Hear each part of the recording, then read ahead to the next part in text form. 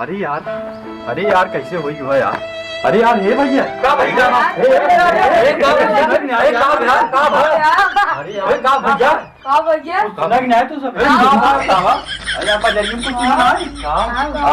यार बजरिया में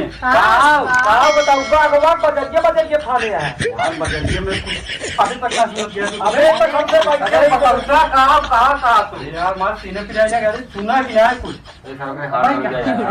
लागत रस वाला नहीं बता नहीं यार कुछ सुना है का बताऊंगा मजा वाली बात है लगा बता भैया अच्छा क्यों बताओ दिन जाए ना बता बताओ नहीं अरे तो बताऊंगा पहले कि बताएंगे पहले सब कुछ ना सुने ना ना कुछ नहीं भाई बताओ। फिर पहले तो काज नहीं खाओ अरे यार कहाँ बताइए यार कैसे बताइए यार काफी कला भली लिखे पहले हो